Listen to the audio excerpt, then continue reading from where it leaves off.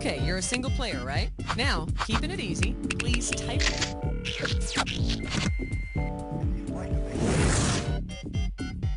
Okay, do me a big favor and pick which episode you want to play. And if you're looking for your favorites, hit F.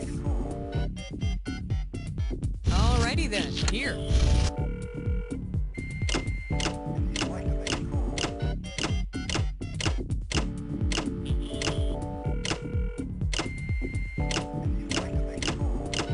Alright, Pokey, move it along now.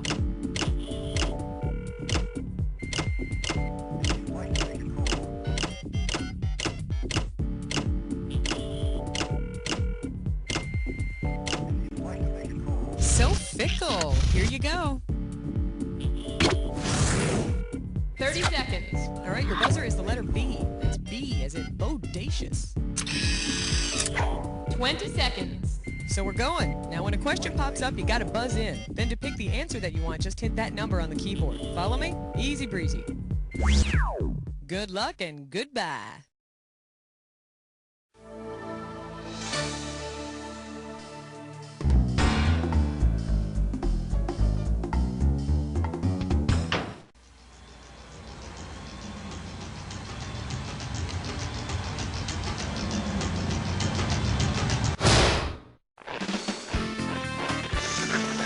It's time for the show where high culture and pop culture collide. Hello there, and welcome to our Just a Bunch of Facts episode. You know, right now it may seem that this is just a harmless gathering of facts, but our trivia army grows and grows, and one day soon it shall rule the entire universe. So let's play now while we still can.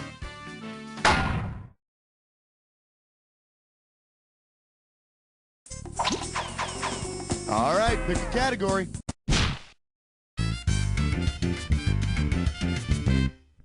Open wide and get ready for tell them it's God at the door. You get it right, you get 2K. Heads up, here it comes.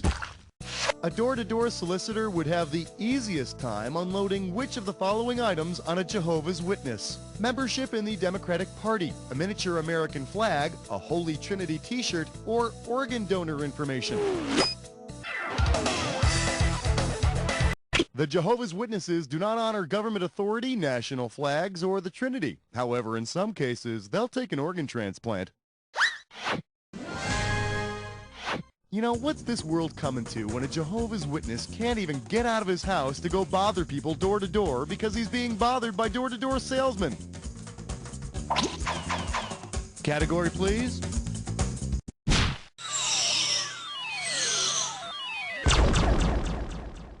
This category is known as working hard or hardly working. You give me a right answer, I'll give you $3,000. Okay, so here's something that's been on my mind. While all my friends have been sitting around debating politics and religion and world events, I couldn't help thinking, what the hell has happened to Fred Savage? I mean, he was just on that show, working, right? And then poof, it was gone. Well, suppose the president declares that the loss of the show working endangers the country's health and safety. The president could order Fred Savage back to work under which law? The Mann Act, the Taft-Hartley Act, the Graham-Rudman-Hollings Act, or the Smith-Lever Act?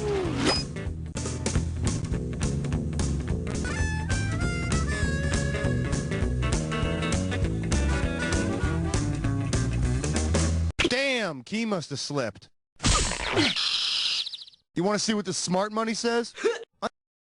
Under the Taft-Hartley Act, the president can order strikers back to work if their strike endangers the country's health or safety.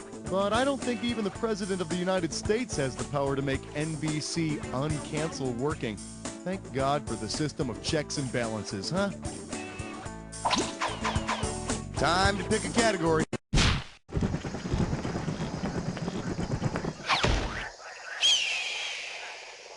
We're calling this one Weird Al and Weirder Fans. You get it right, I'm putting you up $2,000. She's pissed. He's pissed. We're pissed. So pissed about a question. We're pissed about. Okay, this pissed about a question letter came to us via email from a certain Marty L., who claims to be a very large fan of my close personal friend, Weird Al Yankovic. Marty writes, I was delighted to see the question called, "Oh no, Weird Al's not the only one," being that I am a very large fan of Al. However, your fact was wrong. Frankie Yankovic is not Al's father. Please do your research before you spread vile rumors around. And, of course, Marty was kind enough to provide sources showing our mistake. Yep, our bad. Around here, we take our Weird Al trivia very seriously. And believe you me, Marty, some people lost their jobs over that mix-up. So, let us try to make amends. Since Weird Al's official website states that he had LASIK surgery a few years ago, which of the following vile rumors would be more appropriate for us to spread? Weird Al used to have to stuff his shorts. Weird Al used to be blind as a bat. Weird Al used to be quite the porker. Or Weird Al used to be balder than a cue ball. According to the man's official website, back in '98, Al got himself some LASIK, which is laser-assisted in situ carotid. He got eye surgery to correct his nearsightedness. That means when you see Weird Al wearing glasses nowadays, he's just faking it. I always knew he was a poser. Throw me a category.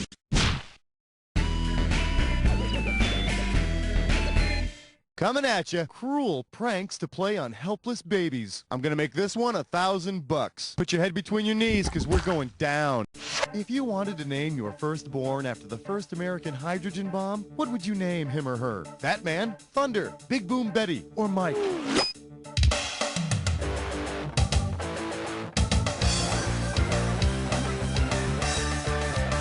The first successful H-bomb test was called the Mike test. Personally, I think that name really blows.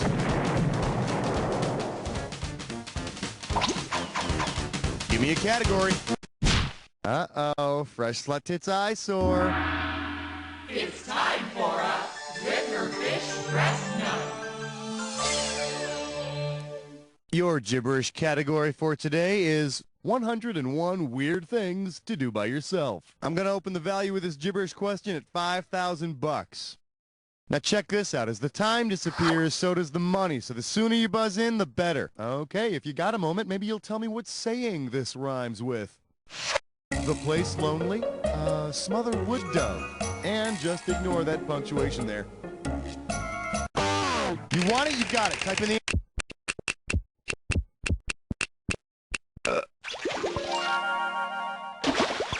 Of course, your mom probably really doesn't love your face, but unlike me, she's too polite to say anything. And besides, when was the last time you sent me a Mother's Day card, huh? All right, I need a category.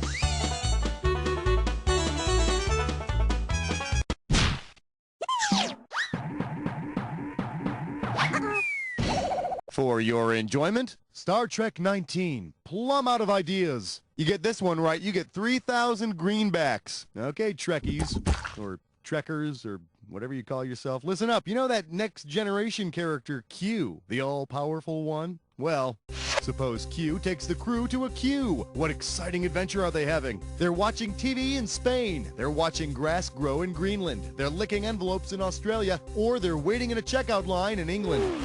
A queue is what those wacky Brits call a line. Ah, but the story gets even more exciting when the crew discovers that the checkout clerk is none other than Captain James T. Kirk. Time to pick a category.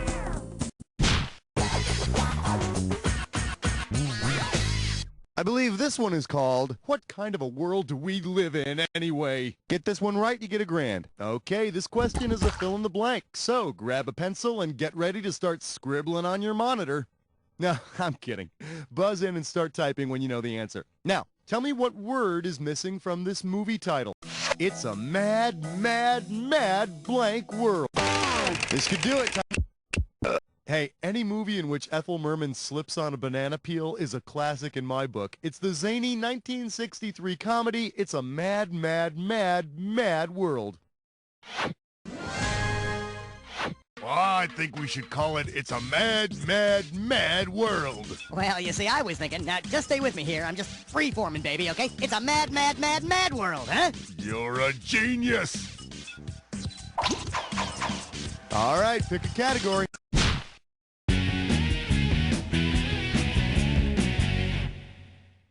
And our special guest tonight, party on, Romulus. Party on, Remus. If you know this one, you're getting $4,000. So you know that show Wayne's World, right? Is supposedly broadcast on cable access in Aurora, Illinois, right?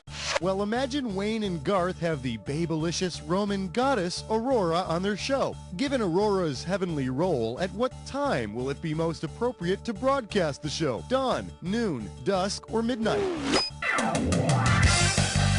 Aurora is the goddess of dawn. Now, when we say dawn, we're talking like 11, 11:30? What? Category, please.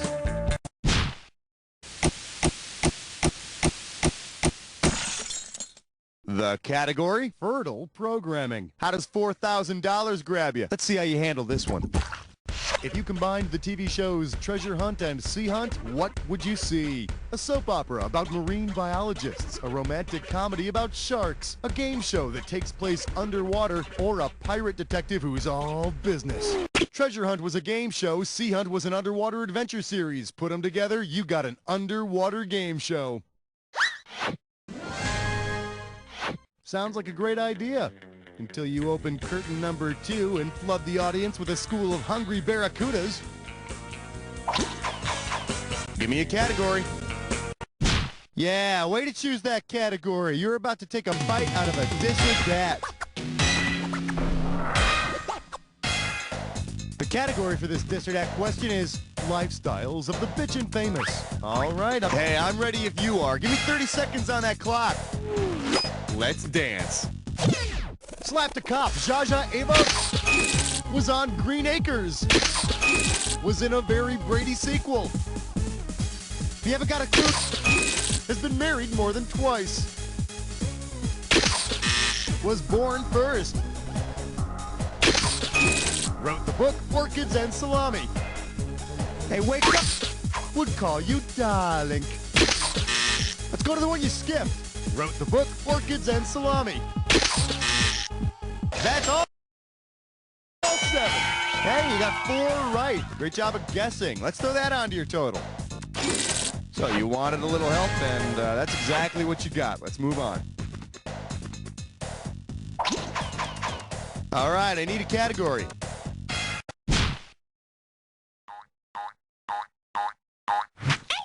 May I introduce first prize, a week in Cleveland. How does $2,000 sound? Put it in gear, because here we go. Because it doesn't exist, where could you not spend your dreary summer vacation? Dismal, Tennessee, Lamestown, Delaware, Hell, Michigan, or boring Oregon?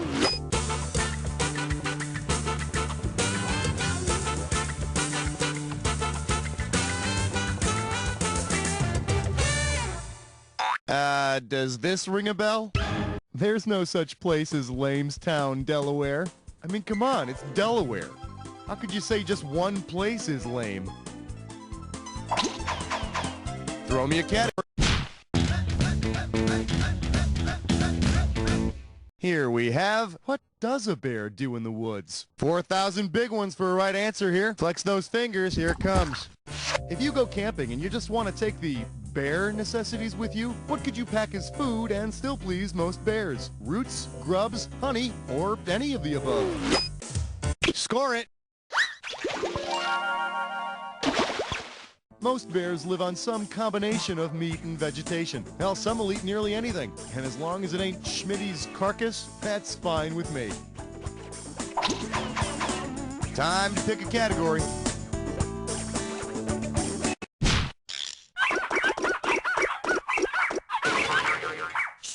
For your viewing pleasure, the radioactive dating game. I got $2,000, says you don't know this one. Think fast, it's question time. Which is the oldest fossil? Rod Stewart, Eric Clapton, Mick Jagger, or Steven Tyler?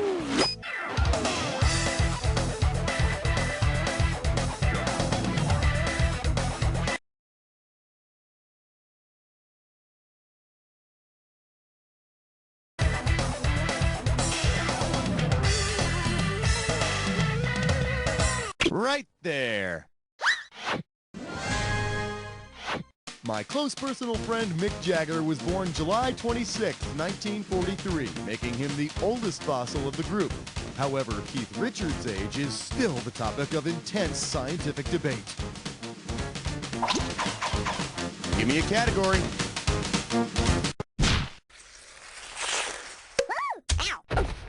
The category is, why did the fried chicken cross the road? 4K coming your way for a right answer. And now, your question. How many herbs and spices does the Colonel use on his chicken? 5, 11, 13, or too many to count? The Colonel from KFC uses 11, that's right, 11 herbs and spices on his chicken. Count them if you want to. There's 11 herbs and spices. Okay.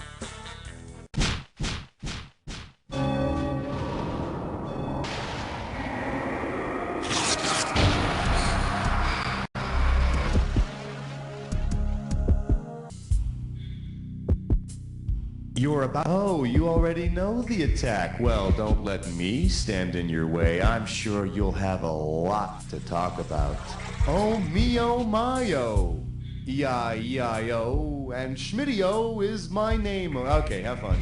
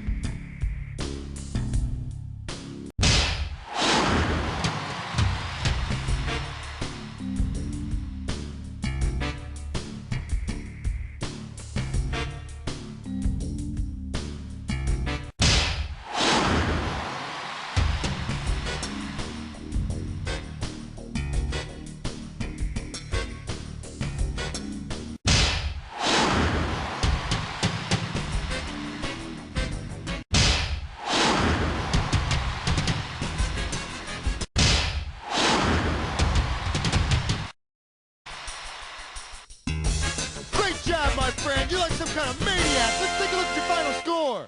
That's the game. Player one, I couldn't have done a better job myself because I wouldn't have played by myself. I would have found something else to do, you know? Now, but seriously, player one, and this isn't easy for me to say. You don't know Jack!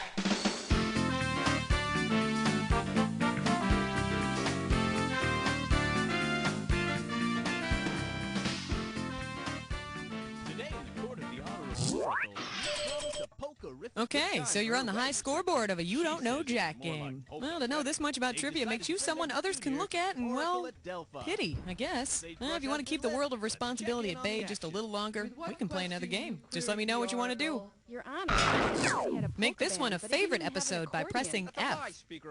Got it. Shut your elk trap.